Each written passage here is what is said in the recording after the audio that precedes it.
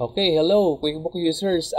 Ngayon, pag-aaralan naman natin is yung posting naman ng vendor adjustment. Bakit po tayo nagkakaroon ng vendor adjustment? So, once na na-close natin yung period at nakapag-prepare na tayo ng financial statement, and then after the period, yung susunod na accounting period, meron tayong ma-observe na mga vendor adjustment. So, minsan, kailangan nating i-recognize na meron pa tayong additional na payables, and also minsan kailangan nating i-recognize na meron pa tayong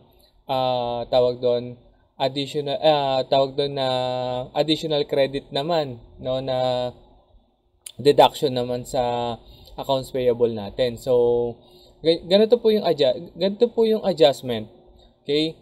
So ang posting po natin is from journal entries, and then ang gagamitin po nating account is accounts payable account. So, pag naka-credit po yung ating adjustment is, ibig sabihin po niyan, karagdagan po sa ating utang sa vendor. Okay, pag naka-credit. So, additional payables po natin, no, sa vendor. Okay, so lalagay po natin dyan yung reason kung bakit tayo nag-post ng adjustment. Kung makakapaglagay kayo ng mga reference dito, documentation reference to support this adjustment, mas maganda po, no? So, adjustment, tawag doon, to vendor account. So, yan. And lalagay din natin dito sa main name, ilalagay natin dyan kung sino yung vendor related. So, alimbawa, si Metropolitan Supplies. So, ganyan po. No? Tapos dito, lalagay natin dito yung reference. Ayan. Kung ano man yung mga reference na kailangan natin ilagay. So, ganyan po yung posting ng adjustment. Okay? So, isa pa.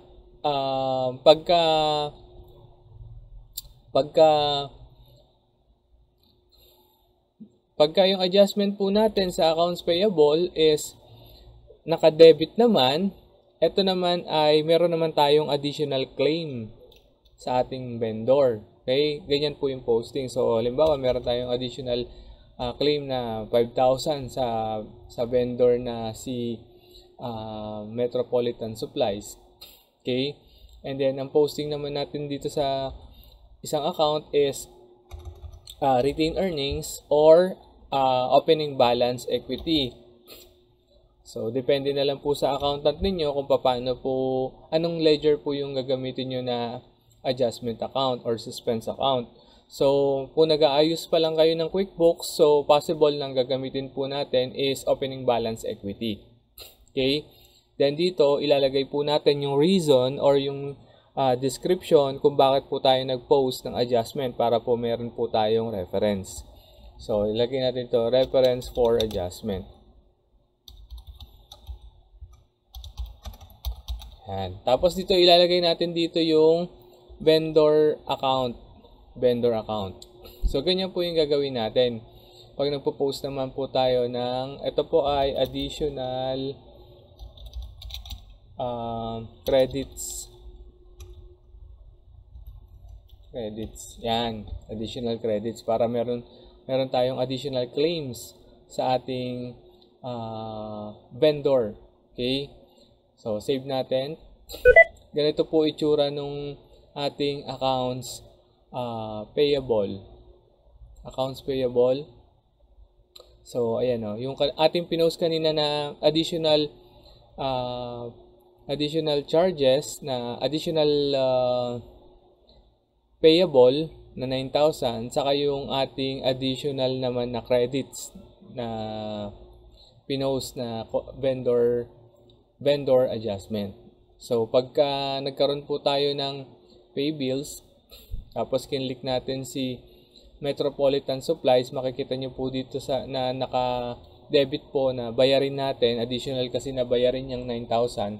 And then, kung gusto nating makita yung additional credits, ito po, yung additional credits. So, pag minus, ulit, pagka balik tayo dun sa chart of, sa journal entry. Okay? Pagka ang ating accounts payable is naka-debit, yan po ay additional credit sa atin. Okay? So, kabawasan yan sa utang natin sa vendor. Pag naka-credit naman si accounts payable, karagdagan naman na utang natin sa vendor. So, yun po yung vendor adjustment. Okay, salamat po at I hope na naunawaan niyo po.